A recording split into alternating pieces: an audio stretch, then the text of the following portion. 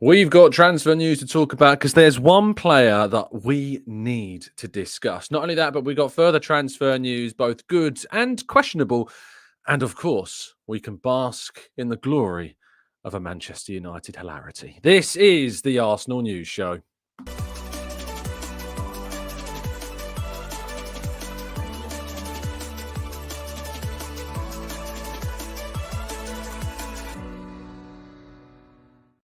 Hello and welcome to the Gooner Talk, back again with you guys for another episode of what is the Arsenal News Show, joining you every single morning at 8 a.m. UK time. Thank you so much, as always, for making this a part of your morning routines. If you could ever be so bold to drop a like on the video and help us to reach our 1K daily target, that would be incredibly appreciated. Thank you to those of you in the chat box for tuning in live.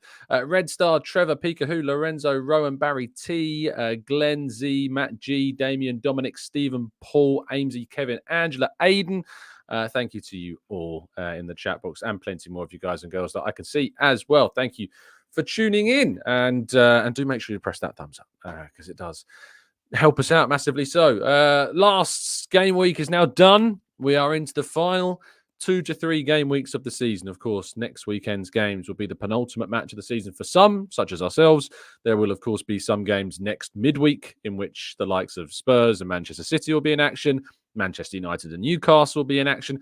And there is a lot still to play for, both at the top, in the middle, and down the bottom end of the table. But without further ado, we need to talk about a crumbling, a massacre, an embarrassment. Crystal Palace 4, Manchester United 0, in perfect prep for their game against Arsenal next weekend. Manchester United are leaking goals like it is nobody's business. A brilliant result for Oliver Glasner's side, of course. And this is a Manchester United side that have been, have been pretty much,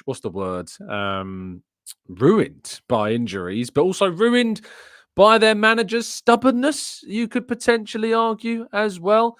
Bruno Fernandes not in the squad for the first time in an incredible amount of time. His injury record has been pretty sublime for Man United, but he was not available. I don't know if it was injury related or not. I think it was a hand issue, I heard, but apparently that is an issue that's cost him the trip. I don't know if it's going to keep him out of the game against Arsenal at the weekend, but they were without some key players. Harry Maguire, of course, is out. Casemiro played at centre-half alongside Johnny Evans. How are we talking about Manchester United having Casemiro as a centre-half alongside Johnny Evans? It is a strange, strange world, and that goes to show, transfer planning. We talk about Arsenal's recruitment. We talk about what we're doing here at Arsenal and why we do what we do. And you look the business done by Manchester United and where they are now, and goodness gracious me, there's a reason why they could potentially finish in their lowest ever Premier League position this season. In terms of what that does to the Premier League table, Manchester United move down to 8th, Chelsea move up into 7th place in the league, Newcastle up into 6th place, Man United dropping down to, as I say, potentially to the worst ever league position they have ever finished in under Erik ten Hag and any other coach for that matter. Spurs, of course, sitting in 5th on 60 points, and still Man United, Chelsea, and Newcastle have these kind of games on Spurs. It could still be that Manchester United and Chelsea and Newcastle could all reel in Tottenham if their bad form, of course, continues. Aston Villa sitting very pretty and very comfortably now in 4th place, 7 points clear of 5th and 11 points away from 3rd place. Liverpool, meanwhile, Manchester City in 2nd with 82 points, and Arsenal, of course, at the top of the table on 83. Crystal Palace fully out of danger now, 43 points for them. Good job by Oliver Glasner, coming in and doing very well indeed. Down at the bottom of the table, Luton Town on 26 points. 3 away from safety. Nottingham Forest play Chelsea this weekend, whereas Luton play West Ham. It's a big game for Luton. They'll be looking and targeting that as a potential win. Burnley, meanwhile, play Spurs at the Tottenham Hotspur Stadium, but they've got some decent results of late, have Burnley. They've just here and there picked up points, which has kept them in the race. And as I say, Nottingham Forest on 29 points playing Chelsea, and Brentford safe. They don't need to worry. They're on 16th place with 36 points as well. Right, moving into transfer stories, which is, let's be honest, what you've come for. We start with Pedro Neto. And according to The Athletic's David Ornstein, despite Arsenal's interest in the Portuguese international still being there and still existing, and they're certainly monitoring him. It's said that those injuries may indeed put off a potential move by Arsenal, because it would be a significant investment that they may want to invest in, greater guarantees and such. So that's certainly something to consider. Meanwhile, Palmeiras, according to CNN Brazil, are said to be interested in taking Gabriel Jesus from Arsenal. However, it would only be on a loan deal. Now, Gabriel Jesus's deal with Arsenal runs out in 2027. He would have 2 years left on his contract if he was to return from a loan deal. This makes absolutely no sense from an Arsenal perspective, though. Yes, I would be open to selling Gabriel Jesus if Arsenal were going to go into the market and add a significant amount of forwards to the team on top of what we already need. But the idea of allowing him to leave on loan is just baffling. His intention is to stay at Arsenal. We've seen these reports coming out over the last couple of weeks. He's happy at Arsenal, despite the news that Arsenal maybe would be open to offers for him.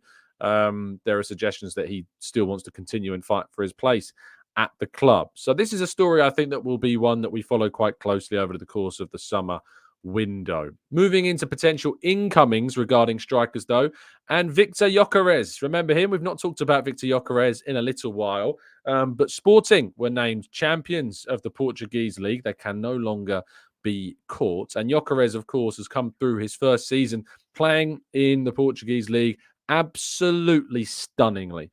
You're talking about 40-plus goal contributions and becoming one of the most appreciated and talked about centre forwards on the planet, despite the fact that he was playing only for Coventry last season and left for around £20 million to go to Coventry.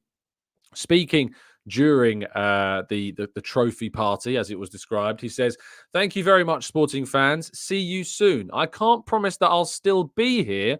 I love it here and wouldn't mind, but things happen quickly in football and we have to adapt to that. We'll see what happens. It's hard to predict what will happen in the future." He, being Ruben Amorim, is a great coach and I wouldn't mind continuing with him here. I've had a lot of good managers. It's hard to pick one, but he brought me here and it's been a great season. Of course, Arsenal, as we know, are one of those sides that are interested in Viktor Gyokeres. He is on a list of potential centre forwards. I've reported this for Football.London earlier on in the year, and he is very, very good.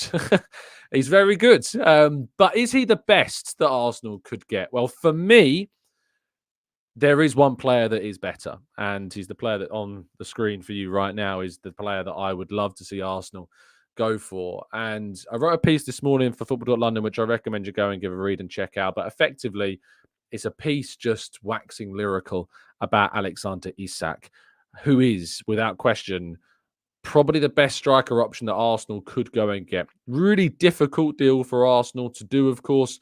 Newcastle do not want nor need to sell. It would require a lot of money to tempt Newcastle into a sale. And of course, I think it would need, in part, Isak to push for a potential move to Arsenal as well. Now, Newcastle, of course, are still in that race for European football next season. They're currently sixth in the table, but could still potentially fall out of that sixth place out into the bottom eight. And so for that reason, they remain. They're not going to get Champions League football, of course, which is something that Arsenal do have in their favour. And of course, Arsenal can offer guaranteed minutes at an elite level, playing in elite competitions, challenging for the biggest trophies. So that is what Arsenal have. Now, trust me, and I imagine that I'm going to get this happening even if I mention a Newcastle player. If you do a show, and this is just a tip for those of you that don't produce any content, this may be news to you, but if you do a show talking about any Newcastle player, what you tend to get is Newcastle fans that are, of course, looking for Newcastle transfer news, jumping into my comment sections and saying, "Stop believing all this news." They're very...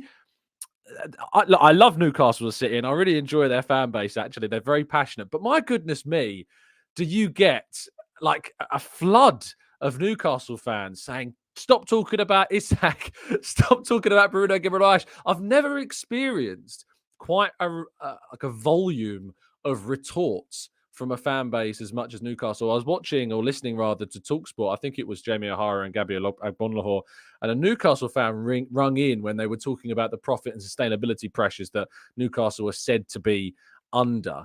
And this Newcastle fan just loses his head. He goes off he's going crazy. So clearly they're very a passionate bunch, our Newcastle fans, and they do not like anybody else talking about potentially signing their stars. Can you blame them? Probably not. But the reality is that a club like Arsenal would still be a more enticing and more attractive club to play for than Newcastle. That's not a jab. That's just the reality of the situation. There was a time, not so long ago when Arsenal was sitting 8th and it wouldn't potentially be as much of an attractive proposition, but it is now in 2024.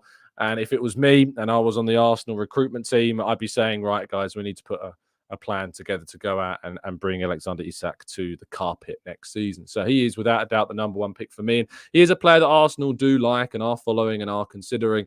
So he's one to keep an eye on moving forwards. But Newcastle fans, just go easy on me. We're just reporting the news. We're just having a chat. We're just talking about one of your best players. That's it. We have no bearing on what happens this summer, believe me. Now, of course, you can get yourself a fantastic prize. There remains just some tickets left of the Patrick Vieira signed shirt available, of course, through Football Prize. There is a link down in today's video description. You can win a couple of instant win prizes as well, including a Nigel Winterburn signed and framed Arsenal shirt and a David Seaman signed shirt as well. Go to the link in the description for all the details. Best of luck, UK only. And let us know if you are indeed successful. Right, let's go to part 2 and your questions right after this.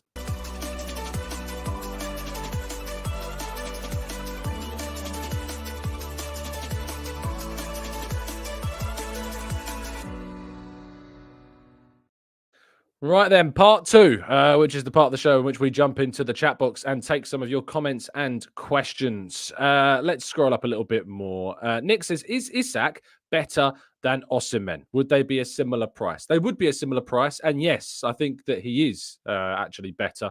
Not only has he got Premier League experience now, playing a couple of seasons in the league, but he's producing goals at a rate in which is increasing at this level. Last season, Isak got 10 Premier League goals in 27 games. This season, he's got 20 goals in 10 goals in 22 Premier League games. This season, 20 goals in 27 Premier League games. Yes, he has his injury issues. We know this. And I think that some people in the chat box, I can probably predict, have already said things such as, what about his injury record? But the fact of the matter is that Arsenal have a very good roster of forwards available to them. You've got Havertz playing exceptionally well right now. You've got Trossard, who can, of course, play in that position. And we've still got Gabriel Jesus, who may or may not stay with the team as well. And if Isak was indeed unavailable for a small stretch, of course, as well, you've got that depth. You've got those players that can very comfortably come in and cover. There's no guarantees that he will or will not get injured. He could have a full season next year without any issues whatsoever. I have said a number of times that there are very few players that I now look at and go, well, I'm not going to sign them because of an injury record. Because let's be honest, we could sign a player with a clean bill of health that has never faced a single twinge of a single muscle in their entire body. But as soon as they step through the doors in the Shoba Realty Training Centre, we all know the potential for them to get an injury, be it a short or long-term one, can happen. And so therefore, I barely ever look or consider injury records of players anymore. There are some exceptions. Pedro Neto, I think, is one of the obvious ones because he's just missed a silly amount of football because of repetitive injury issues. But Isak does not strike me as a player that I would look to as that type of player at the moment. Could that change? Maybe. But for me, that injury record that he's got, the games that he's missed, do not stand out to me as a reason not to invest in potentially the best centre-forward option that there is out there on the market this summer. Grantley Booze says, hi, Tom, do you think that Man City's, the Mark Goldbridge thing? Yes, I saw this. I'm very careful with this sort of thing. We always use words like allegedly, we always think like allegations. We always use these very words. I don't really know too much about this story to do with Mark Goldbridge. He claimed that he's getting a cease and desist order or whatever. I don't really know too much about it. So I'm both concerned about commenting on these stories and, of course, speaking about something I don't really know the finer details of. Grantley Pooh says, is it setting a dangerous precedent? I honestly don't really know because I don't know the full details of it. I've never experienced something like that, so I can't necessarily comment on it. But it's an interesting story to keep looking into. But as I always say, it's always important to use these legal terms, allegedly, allegations, claims, as someone who's doing currently a journalism senior course at the moment. I'm becoming very familiar with these, even more so than that. Let's go to Gunners Elite says, we did sign a player who never gets injured in Partey, and look what's happened to him. So Tom is right. You can't just be worrying too much about an injury record because anything can ultimately happen. JD says, what happens to Havertz if we sign a prolific striker? We might also bring in a quality midfielder. Havertz can't play in midfield. He can play in midfield, by the way. I hate these absolutes that come around. Like Zinchenko can't defend. Havertz can't play in midfield. What other ones have we got? Edu can't sign a good player. These absolutes have proven time and time again to be wrong. Havertz can play in midfield. He's just not as good as he is playing up top. Zinchenko can defend, but he's not as good of a defender as a lot of other players that we've got at the club. So I don't like when we speak in these absolutes. But what happens to Havertz? Not too much. Isak, what else is good about Isak is that he is a very versatile player. He can play in a wide position. You could play Havertz up top and Isak on the left, Saka on the right. You can rotate. It's really important to have depth, have options. You guys and girls have been saying for a long time that you want Arsenal to compete in the cup competitions. You want us to go far in these tournaments. We can't be thinking about if we sign this player, what happens to this player? Because the idea is that you have really good depth in your squad so that you can compete across multiple fronts. So you keep Havertz. What happens to him? Does he get less minutes? Potentially. He's played more minutes, I think, than maybe anyone else bar one or two players, Havertz, this season. That's not necessarily sustainable. We need to make sure that we look at these things objectively and realise that Isak offers us coverage at centre forward, but also in the wide position as well. And that means that you can play Havertz and Isak together, which is important. Let's go to JD says he can have us play in midfield, but not to the standard of a club competing for multiple trophies. I mean, JD, he played 2/3 of the season in midfield, and we're currently challenging for the title and sitting top of the table. So again, that's not true factually, because the evidence is very much against you there. So Nicholas says, when you're talking about the kind of money that Isak would cost, I think it would be negligent not to at least consider the injury record. And so Nicholas, I don't think that I've not dismissed it. What I've said is that I don't think the injury record that Isak has is too much of a detriment to put me off investing in him. Because as I said, 20 Premier League games last season.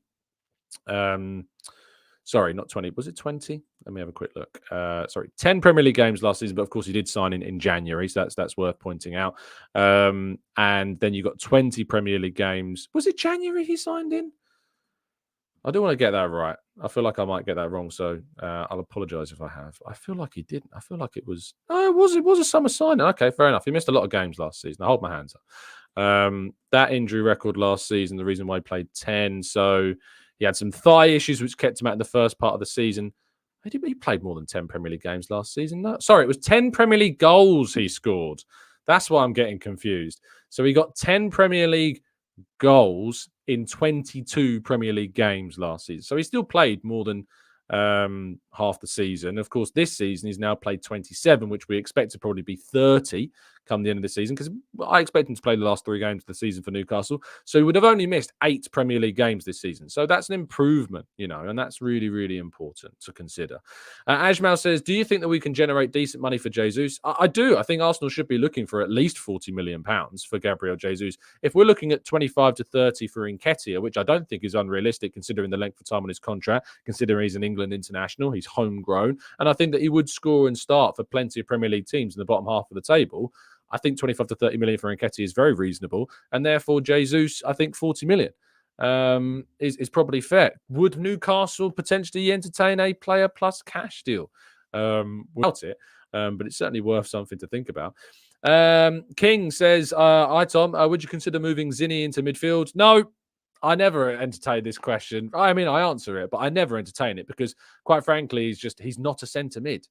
I know he can play there. And I know he has played there for Ukraine. But for Arsenal, he's not going to be a midfielder. And that's why he's never played there. And that's why he's probably never going to play there unless we have an incredibly awful injury crisis. So, no, I wouldn't be using Zinchenko in midfield because that's just not it. Carl says, Tom, I read somewhere that Ipswich Town are interested in Nketiah and ESR.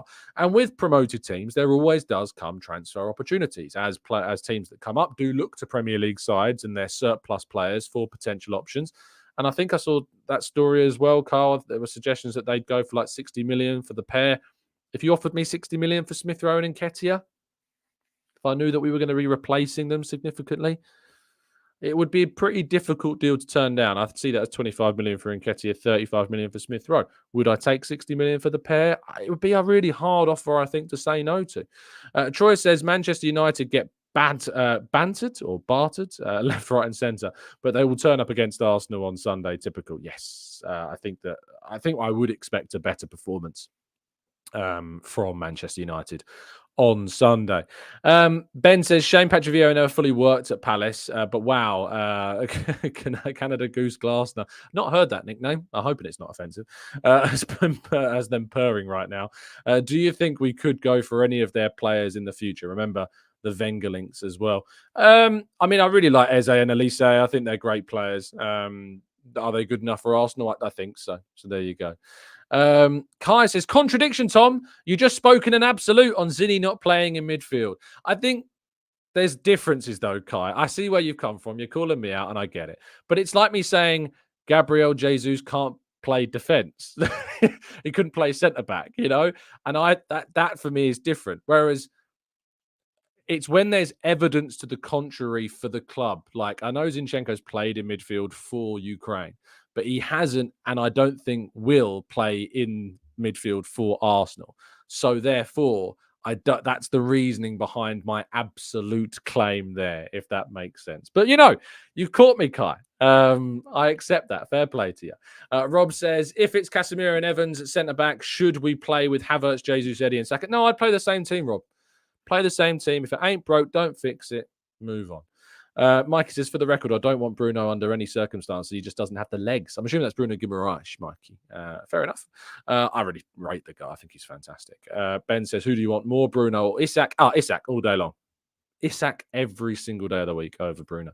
Alvamod says, United are out of the European spots. Could this help us in terms of motivation? I also suspect they'd rather see us win the Man City. I mean, they're not out of the European places at all. They could still make the Europa League places if they get results. There will be motivations for them to win, believe me. So, yeah, don't worry about that. Naki says, why do I see people on Twitter wanting to sell Martinelli? It's absurd. It is absurd. You're absolutely right. He has a little bit of a poor season, a bit of a down patch in form, and all of a sudden, Arsenal need to sell a guy that, frankly, we were talking about last season as being absolutely priceless and a £100 million player. So it is ridiculous. You're absolutely right.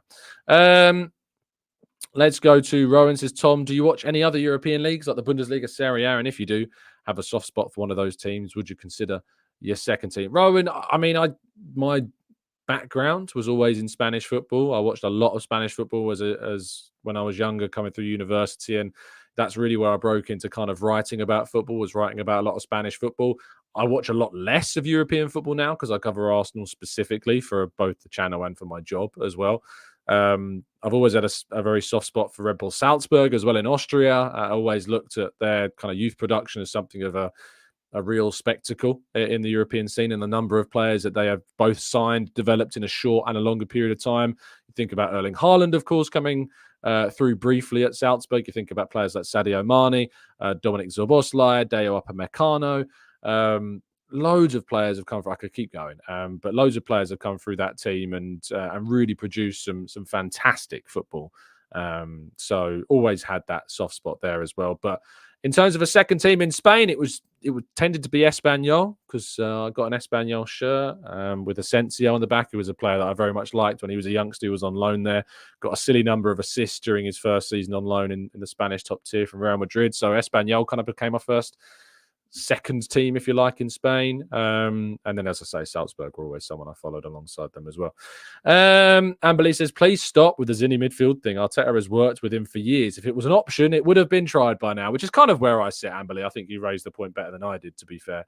Mark says, Tom, I'm not convinced that with Havertz playing well that we need Isak. They seem very similar players to me. Wouldn't we do better? I don't think they're similar players at all, actually, Mark. I look at Isak as very much a powerful sprinter and an expert finisher in behind. Scores plenty of goals like that. I think he's technically better than Havertz. Havertz, I think, is better physically than Isak. There are similar traits between them. I'm not saying that there isn't, but I think there is enough of a difference that you would be able to play both of them together. Like, Havertz couldn't play for me as a wide forward, whereas I think that Isak can very comfortably play as a wide forward. So I think there is plenty of differences between them, Mark, that mean that we could play both of them together and have both of them in the same team.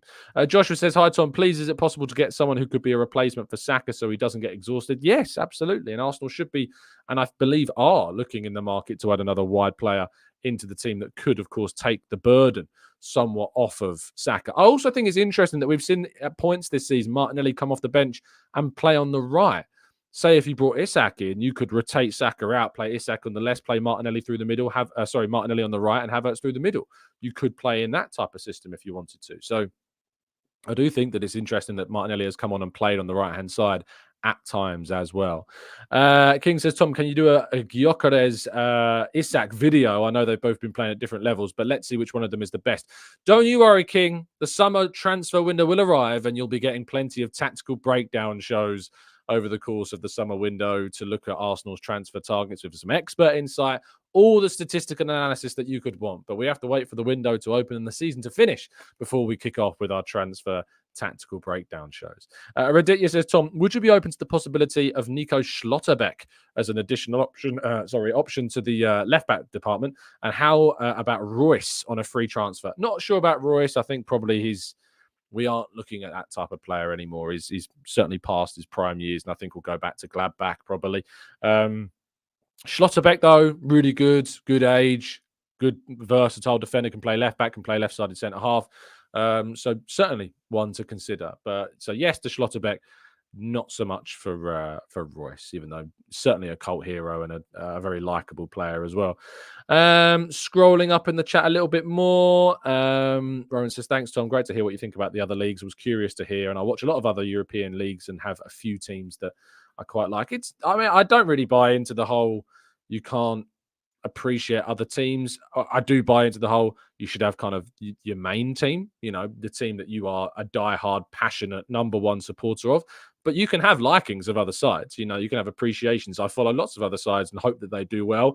Charlton, for obvious reasons, because of family links. My mother-in-law's side are all West Ham supporters. So there is always a little bit there. Nottingham Forest, I lived in Nottingham for 3 years, so I always kind of want to see Nottingham do well, and I want to see them stay in the Premier League, so I've got reasons to go back up there. Of course, when Arsenal play there, and Espanyol in Spain, Fiorentina in Italy. Where else? Salzburg, I think, as I've already mentioned. German side. Do I have a German team? I mean, Leipzig, I guess, because of all the links with Salzburg. But, I did like Bayer Leverkusen before they were cool. But that's kind of a little bit glory hunting now, I suppose, to say that you like Leverkusen. Mark says, do we have the funds to go for both Isak and Bruno? Or somebody of a similar ilk this summer? I think the midfield needs to have more, especially if we move Partey on. We absolutely do have funds to invest this summer, and I expect Arsenal to make a significant amount of money through player sales as well, which should also help Arsenal to improve significantly what they're capable of spending. So that's also important. Yes, Grantley, Gillingham. Do always want Gillingham to do well for local reasons. Nick says, have United got any major absences for our game? Maguire, maybe. Fernandes, Rafael Varane, I think as well is out. Anyone else? Anthony, there's been some rumours flying about Anthony. I don't know if you've seen them. I'm not sure how true they are, but maybe Anthony as well. Cass says, in your opinion, how many signings do you think Arsenal will need to go again next season? 4 or 5, I think we should be looking at aiming to try and bring in the summer. Depending on how many leave, it could be 6. You never really see that many join a club, that many top players, especially in one window, especially at this level. But I'd like to see at least 4 come in the summer. I think that would be really, really important for Arsenal to bring in that type of quality. There's players that we need to move on. There's a lot of players that we need to do. There's 11, I think I counted the other day, of the senior side, and some young players as well. So, and you can also need to promote from within when Airy needs some more minutes. I'd quite like to see Miles Lewis-Skelly given a bit of an opportunity as well. So there's opportunities there as well. So Nicholas says, Tom, what do you think the market value of Smith Rowe is? I think it's between 30 and 40 million, because his lack of playing time will have a significant bearing on that. His age is still good. His contract's still good, but it is running down. So 30 to 40 million, I think, is Emile Smith Rowe's price tag at the moment. If I was him, I would be looking to move on, because it's an important age where he needs to play more regular minutes, and he's simply not doing that. Kieran says, morning, Tom. Love the show as always. Woke up late, so I'm going back to the start of the show. I can't miss a second. And the Gooners, hope you Gooners have a great rest of the week. Thank you, Kieran. Very much appreciate the kind words. Emil says, the sad thing about Eddie is that we would probably get you 15 to 20 goals a season, but he wouldn't help the team. Saka, Martinelli and Odegaard would score way less with Eddie as a striker, and that's a really good point. And I think I agree. I think Eddie would, if he started every game for Arsenal, probably get about 15 Premier League goals. I don't think that'd be a surprise at all, but you're right. Collaboratively, he's not as good. And so therefore, Odegaard scores less, Saka scores less, Martinelli, Trossard probably score less as a result. It's a really good point, Emil. Austin says, are you confident Raya will be a consistent and reliable number one next season, or are you losing faith? I'm somewhere in the middle of those two. I'm not losing faith, certainly not, but I'm not like a guaranteed convinced that Raya is the future of Arsenal's goalkeeping position. If there was an opportunity to go out and sign a Mike Maignan or a Diogo Costa, these types of goalkeepers, I think, would give Raya a really good run for their money and arguably maybe improve us even more. So, no, I'm not yet. But that's not to say that I don't think Raya is still a very competent and strong goalkeeper who I think could improve significantly and convince people and convince doubters next season that he is the player to go forward. So I think I'm somewhere somewhat in the middle of those two ends of the spectrum with Raya. I'm still to be convinced, but I'm still appreciative of a lot of his qualities that have been on show this season, and he rightfully deserves that Golden Glove award as well. Gunners Elite says, Tom, would you be in total shock if we didn't even sign a striker? I'd love one, but I think we can manage with Kai and Jesus and sign some wingers and midfielder. I've said for a long time, mate, that I think that midfield and the wide position are probably bigger priorities for Arsenal this summer than centre forward. That said, if you can get Isak, I think you should go and try and get Isak. So it's very dependent upon profiles. It's dependent upon the market and what type of deals that you end up doing as well. Arthur says Timber will play in the Everton game. Potentially. We might see him. I'd be surprised if he starts against United, but he may be in the squad for that United game, so I guess we'll have to wait and see. Ashton says Watkins feels like the best case scenario for me. I don't know why Isak is the one I find the most confident out of all the other options, but would back him to do great at Arsenal. But I feel like Watkins is for me. I really like Ollie Watkins. Obviously, you're investing a lot of money in a player that is of an older age bracket. He's 28, so there's always that side of it, whereas Isak is in his early to mid-20s. So that side of things is a little bit different for the Watkins side of things. I also think about Isak is, of course, that he's already established a relationship with Martin Odegaard. They played together at Real Sociedad. So you're actually reconnecting those links that already exist. And I think maybe that would also help with the transition of Isak to Arsenal as well. Ben says Watkins doesn't pass the name test. Move on. And this is a real shame, I think, for a lot of strikers, a lot of players, not just strikers, but players' names just don't get talked about because of what their name. Ollie Watkins, when you're looking at a different option, and it's a real sad state of affair when people don't rate players because of maybe the fact they're English, just because they don't sound like they'd be that great. But the fact of the matter is that Arsenal should have signed a lot of players in the past that weren't necessarily favourable or the most exciting, but would have done a lot of good things for us. I remember 6-7 years ago, Johnny Evans was being talked about when he was obviously at Leicester. I think he was somewhere else before that. And Johnny Evans turned out to be one of the best centre halves for a consistent number of years at Leicester. And Arsenal kind of turned their noses up, but he was better than Mustafi. He was better than Socrates. Evans was better than those players. He's not anymore, of course. But he was better than those players back then. And I think that we can be a little bit, and Ben, I know Ben wasn't saying that we shouldn't go for a player because of their name, but he was right to point out the fact that I think some fans sadly can just turn their noses up at a player just because of their name, which is a little bit, I don't know if it crosses over into a darker place, but I think it is a bit of a subconscious bias that probably needs to be removed, and as quickly as feasibly possible. Brady says English players are unfashionable. The amount of Arsenal fans that wanted Caicedo over Rice was unbelievable. It's very true. Knowledge says, who cares what a player's name is as long as they don't share a name with some of the worst people in history. It's unfortunate when they do, but there you go. Z says Evans, Australian. Now, Evans he's Northern Irish, is Johnny Evans. So Maybe Evans is an Australian name as well, but he is Northern Irish.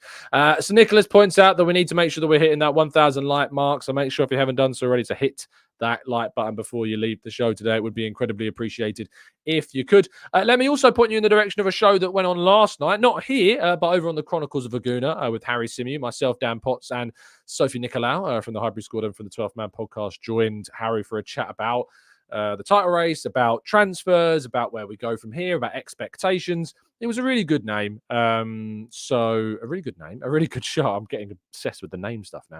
It was a really good show. So I recommend you go and check it out if you haven't done so already, so you can hop over and watch that after this show is finished, which is going to be in a couple of moments because we are going to wrap things up there. Thank you so much for listening. Please do drop a like on the video and subscribe if you're new.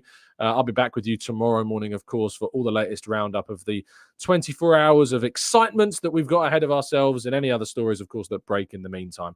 Have a fantastic day. Stay safe, stay well, stay happy. And as always, up the Arsenal.